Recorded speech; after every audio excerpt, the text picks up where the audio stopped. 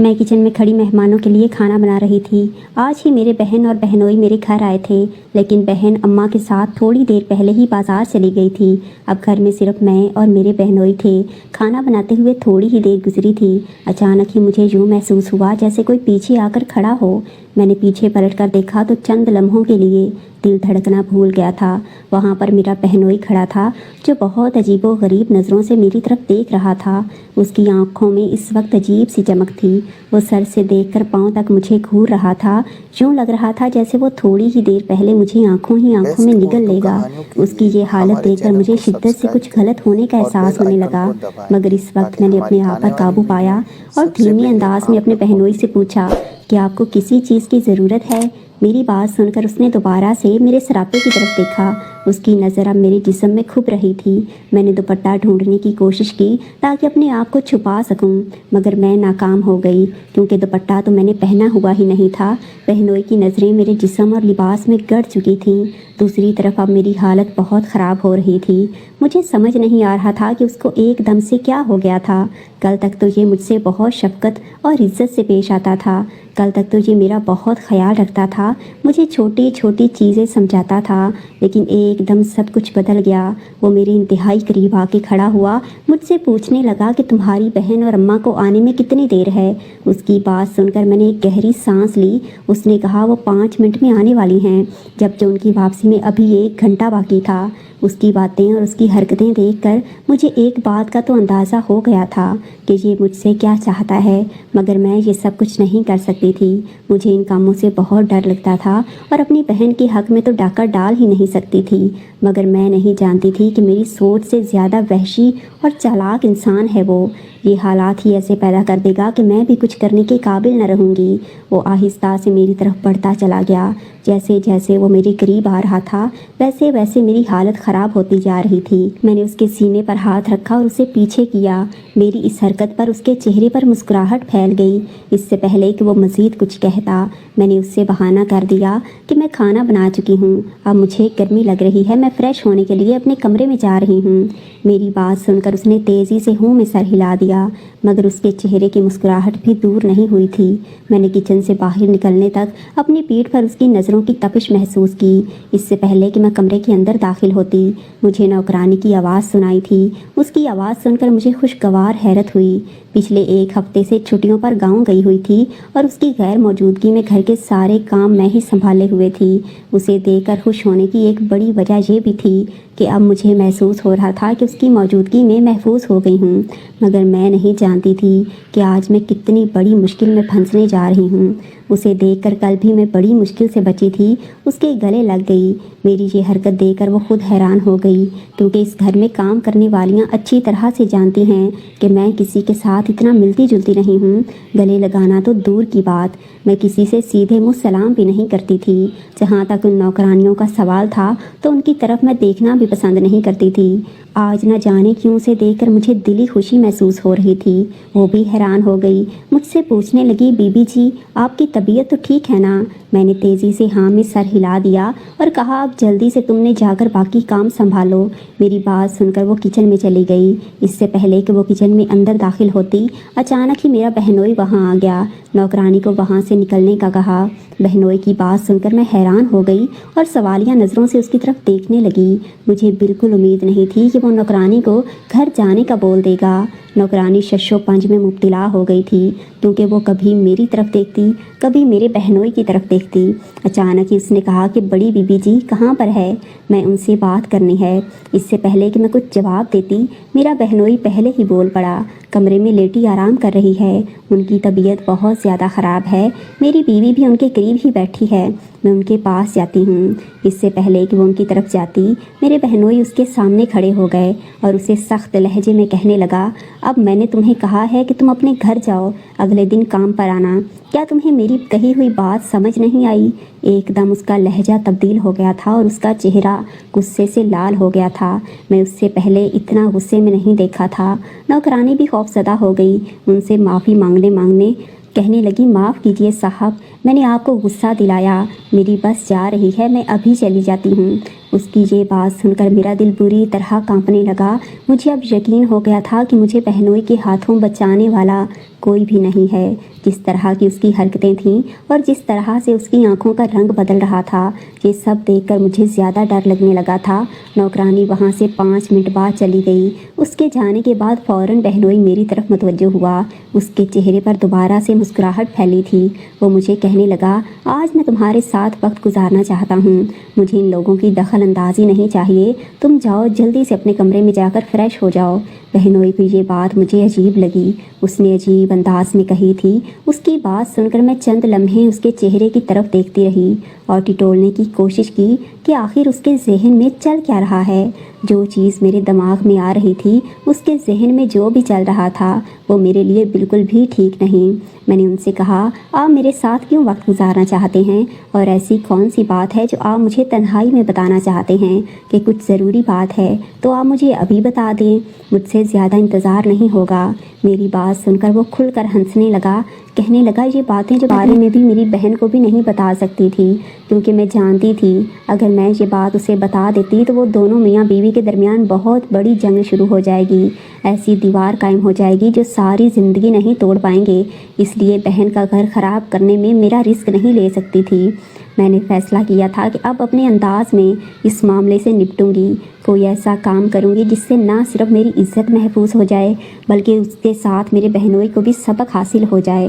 مگر یہ میں بات بھول گئی تھی کہ وہ پرانا کھلاڑی ہے، اس کے لیے چیزیں بہت معمولی ہیں، اسے اچھی طرح سے پتہ ہے کہ اس کو کیسے قابو کرنا ہے۔ میں اپنے کمرے میں چلی گئی، اپنے لیے کپڑے نکال کر واش روم میں گھس گئی۔ تقریباً آدھا گھنٹہ گزر چکا تھا، میرا باہر نکلنے کا بالکل بھی نہیں دل کر رہا تھا۔ میں پچھتا رہی تھی کہ آخر میں نے کیوں اپنا موبائل اپنے ساتھ نہیں لائی۔ اگر اپنے موبائل ساتھ لاتی تو اماں کو کال کر کے ان سے واپسی کا وقت پوچھ لیتی۔ میری یہ سب سے بڑی عادت تھی کہ میں چھوٹی چھوٹی باتیں بھول جاتی تھی، اس کی وجہ سے اکثر ہی بڑے مسئلوں میں پھنس جاتی۔ میں نہیں جانتی تھی کہ ابھی بھی میں ایک بہت برے مسئلے میں پھنسنے جا رہی ہوں، لیکن اس مسئلے سے نکلنا میرے لیے مشکل ہی نہیں، ناممکن ہو جائے گا۔ کافی دیر شش و پنج میں مبتلا رہی، سوچتی رہی کیا کیا جائے، 1 گھنٹہ یہاں سے شروع کر کے انتظار کیا جائے یا کمرے سے باہر نکلا جائے۔ میں نے دروازے سے کان لگا کر سننے لگی کوشش کی، لیکن باہر سے کوئی آواز نہیں آ رہی تھی۔ اچانک ہی مجھے یاد آیا کہ کمرے میں داخل ہونے سے پہلے میں اپنا دروازہ اچھی طرح لاک کیا تھا۔ یہ سوچ کر میں تھوڑا سا سکون میں آ گئی، واش روم سے باہر نکلی، لیکن جیسے باہر نکلی سامنے کا منظر دیکھ کر مجھے لگا کہ میرے قدموں تلے سے زمین نکل گئی۔ سامنے کوئی اور نہیں بلکہ میرا بہنوئی کھڑا تھا، جو اس وقت بہت گندی نظروں سے مجھے دیکھ رہا تھا۔ اس کا بس نہیں چل رہا تھا کہ وہ فوراً سے مجھ پر جھپٹ پڑے۔ اس کو دیکھ کر میری زبان ہتلائی۔ میں نے اس سے پوچھا کہ آپ اس وقت یہاں کیا کر رہے ہیں؟ میری بات سن کر وہ پورا سرار انداز میں مسکرانے لگا، کہنے لگا، وہی جو تم کب سے چاہ رہی ہو۔ اس کی بات سن کر میں نے تیزی سے نفی میں سر ہلا دیا، چلاتے ہوئے کہا کہ میں آپ سے ایسا کچھ بھی نہیں چاہتی، بہتر یہی ہے کہ اب اس وقت میرے کمرے سے باہر نکلیں۔ مگر وہ کمرے سے نکلنے کی بجائے مسلسل میرے وجود کو دیکھ رہا تھا۔ زندگی میں پہلی بار مجھے احساس ہوا مجھے اس طرح کا لباس نہیں پہننا چاہیے تھا، اپنے بہنوئی کی موجودگی میں تو بالکل بھی نہیں۔ میری آنکھوں میں آنسو آ گئے، میں ان کے سامنے ہاتھ جوڑتی ان کی منتیں کرتے ہوئے کہنے لگی، خدا کے لیے مجھ پر رحم کھائیں، ابھی وہ اسی وقت یہاں سے نکل جائیں۔ مگر وہ کچھ بھی سننے کو تیار نہ تھا۔ اب وہ میری طرف قدم بڑھانے لگا، جیسے جیسے میرے قریب آ رہا تھا ویسے ویسے مجھے اپنی روح جسم سے نکلتی محسوس ہو رہی تھی۔ میں نے اسے کہا کہ وہیں پر رک جاؤ، ابھی تھوڑی ہی دیر میں امی آنے والی ہوں گی، جیسے ہی امی آئیں گی میں انہیں تمہاری حرکتوں کے بارے میں بتا دوں گی۔ میری بات سن کر وہ مسکرانے لگا، کہنے لگا، تمہیں کس نے کہا ہے کہ تمہاری اماں آج آ جائیں گی؟ اب تو اس کی بات سن کر میرے ہوش و حواس اڑ گئے تھے۔ میں نے اس سے پوچھا کہ تمہاری اس بات کا کیا مطلب ہے؟ تو وہ پورا سرار انداز میں مسکرانے لگا، کہنے لگا، سونیا کی طبیعت بہت خراب ہے، ڈاکٹر نے مجھے 1 دن پہلے ہی کال کر کے بتایا تھا کہ سونیا کے ہاسپٹل بھیجو، اسے 3 دن کے لیے ہسپتال میں رکھیں گے۔ میں نے تمہاری اماں کو اس لیے ساتھ بھیجا ہے کیونکہ مجھے پتا تھا کہ وہ اگلے ہی دن واپس آئیں گی، 1 دن وہ اپنی بیٹی کے پاس رکیں گی، اور یہ 1 دن میرے پاس کافی ہے کہ میں تمہیں مکمل طور پر اپنے قابو میں کر لوں۔ اب کی بار میں اپنے بہنوئی کے سامنے ہاتھ جوڑنے لگی، پھوٹ پھوٹ کر رونے لگی۔ میں نے کہا، خدا کے لیے میرے ساتھ ایسا مت کریں، ارے میں ایسا کب کہہ رہا ہوں کہ تم ہی تو مجھے ہر بار اشارہ دیتی ہو، तुम ही तो मुझे हर बार अपने पास बुलाती हो, तुम ही तो मुझे हर बार बहकाने की कोशिश करती हो। बहनोई की बातें मुझे बहुत तकलीफ़ दे रही थीं। मैंने उनके सामने हाथ जोड़ दिए और उन्हें कहने लगी, खुदा का वास्ता है झूठ मत बोलें, झूठ बोलना छोड़ दें। मैंने ऐसा कभी भी नहीं किया और ना ही मैंने कभी ऐसा चाहा है, मगर मैं तो अब यही चाहता हूँ। ये कहकर वो दोबारा से मेरी तरफ बढ़ा। अब उसने मेरे करीब आकर मेरे हाथ पकड़ लिए। इससे पहले कि वो मुझे अपने करीब करता या मेरे साथ कोई ऐसी वैसी हरकत करता, अचानक दरवाजे पर दस्तक हुई। मैं भागती हुई दरवाजे की तरफ गई। मेरी सांस बहुत बुरी तरह से फूली हुई थी। जब मैंने दरवाज़ा खोला तो कोई सामने और नहीं बल्कि मेरी बहन थी।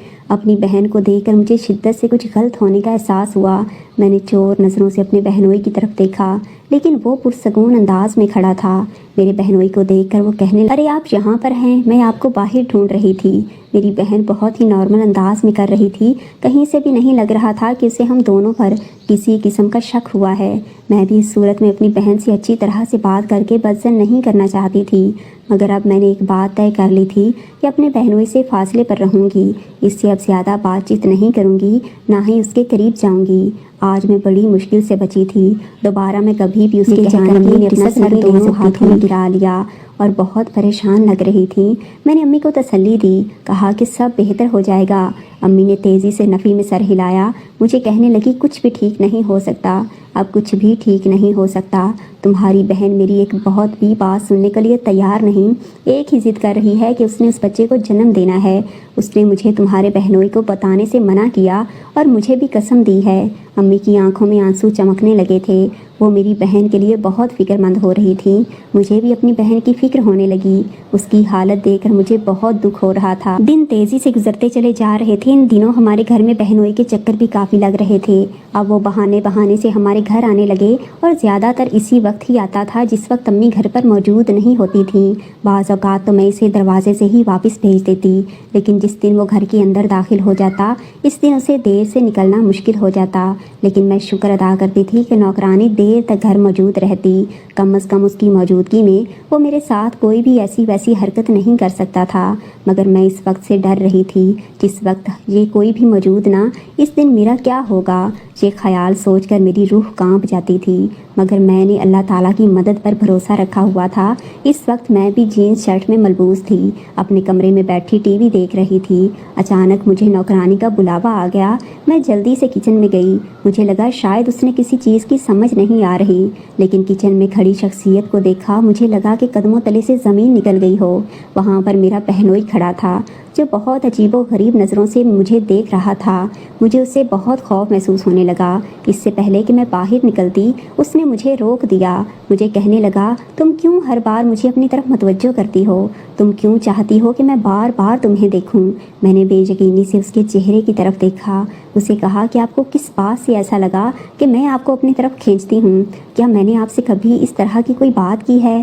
क्या मैंने आपको कभी भी ऐसा कोई इशारा दिया है जिसकी वजह से आप बार बार मुझे यही बात कहते हैं? बात सुनकर वो मुस्कुराने लगे, कहने लगे, तुम्हें हमेशा से मुझे इशारे देती हो, तुम हमेशा से अपने पास बुलाती हो। अब मैंने अपना सर दोनों हाथों में गिरा लिया। मेरी आंखों में आंसू आ गए। मैंने इन्हें कहा, ऐसा कुछ नहीं, मुझ पर इल्ज़ाम लगा रहे हैं आप, मुझे डराने धमकाने की कोशिश कर रहे हैं, मगर मैं आपको बता रही हूँ, मैं आपकी धमकियों में हरगिज़ नहीं आऊँगी। इससे पहले कि मज़ीद कुछ कहती, वो तेज़ी से मेरी तरफ बढ़ा। उसने मेरे हाथों को पकड़ लिया और मुझे दीवार से लगाते कहने लगा, अभी भी तुम मुझे अपनी तरफ मुतवज्जो कर रही हो, अभी भी तुम कह रही हो कि मैं तुम्हारे वजूद को देखता रहूं, तुमसे ऐसा वैसा कुछ करूं जिसकी तुम्हें तलब है। मैंने खुद को इनके हाथों से आज़ाद करवाने की कोशिश की, लेकिन उसकी गिरफ्त बहुत मजबूत थी। मैं चाह कर भी हिल नहीं पा रही थी। दूसरी तरफ मुझे ये भी डर था, कहीं ऐसा ना हो नौकरानी वहाँ पर आ जाए। मैं बार बार दरवाजे की तरफ देख रही थी। बहनोई कहने लगा, फ़िक्र मत करो, मैंने इसे घर से भी तरफ था। मुझे शिद्दत से अपनी गलती का एहसास हुआ। मैंने उसके सामने हाथ जोड़ दिए, कहा, आइंदा ऐसा कुछ भी नहीं करूँगी, आइंदा इस तरह के कपड़े नहीं पहनूंगी। इससे पहले भी मेरे साथ इस तरह का हादसा पेश आ चुका था। कुछ लड़के मेरे पीछे चले आए थे। उसकी यही वजह थी कि कुछ मेरे कपड़ों में मेरा लिबास नुमायाँ हो रहा था। अब जाकर मुझे पता चला बहनोई इस वजह से کی طرف متوجہ ہوا تھا کیونکہ میں ہمیشہ اس کے سامنے بے باک لباس پہن کر جاتی تھی، جس کی وجہ سے اس کے جذبات قابو سے باہر ہو جاتے تھے، اور اس نے یہ سارا ڈرامہ صرف اس لیے کیا تھا تاکہ مجھے اس چیز کا احساس دلا سکے کہ میں اپنے ساتھ کتنی بڑی زیادتی کر رہی ہوں۔ مجھے اس چیز کا بہت اچھے سے احساس ہو گیا تھا، مجھے اپنی غلطی کا بھی پتہ چل گیا تھا۔ مجھے میرے بہنوئی ہمیشہ سے ہی باتوں میں سمجھاتے تھے، کہتے تھے اس طرح کے لباس پہنا کرو، لیکن میں اس کی باتوں کو توجہ سے نہیں سنتی تھی، ہٹ دھرمی دکھاتی تھی۔ اب وہ مجھے اچھے طریقے سے سبق سکھانا چاہتا تھا، مجھے یہ بتانا چاہتا تھا کہ لڑکیوں کی عزت ہمیشہ اچھے لباس سے ہی کی جاتی ہے۔ جو لڑکیاں اس طرح کا لباس پہنتی ہیں تو ان کی عزت ہوتی ہے، نہ ان پرانے ان کی عزت کرتے ہیں۔ اس کے بعد میں نے اپنا لباس تبدیل کر لیا، اب ہم ایک مناسب لباس پہننے لگی تھی، قمیص شلوار دوپٹہ پھیلا کر مجھے اندازہ ہو گیا تھا کہ اتنے باریک کپڑے پہنتی تھی جس سے میرا جسم نیم عیاں ہوتا تھا، اپنے آپ کو مکمل طور پر ڈھانپ کر باہر چلی جاتی۔ اس تبدیلی کے بعد مجھے احساس ہوا کہ لوگ بھی انہی لڑکیوں کی عزت کرتے ہیں جو لڑکیاں اپنی عزت خود کرتی ہیں۔ دنیا کی چکا چوندنے چمک دمک سے متاثر ہو کر نت نئے فیشن کر کے ہم دنیا کے سامنے چلنا چاہتے ہیں، اپنی تہذیب اپنا مذہب پر پشت ڈال کر۔ ہمارا مذہب تو ہمیں خود کو چھپا کر ڈھانپ کر رکھنے کا حکم دیتا ہے تاکہ ہم مسلمان عورتیں اپنی عزت محفوظ رکھ سکیں اور کسی کی غلیظ نگاہ ہم پر نہ پڑے اور اس معاشرے کی بےہودہ جملے بازیوں سے دور رہیں۔ لیکن ہم یہ بات سمجھتے اپنی پوری زندگی گزار دیتے ہیں، ہمیں سمجھ نہیں آتی کہ ہم کس دلدل میں خود کو دھکیلے جا رہے ہیں جہاں دنیا اور آخرت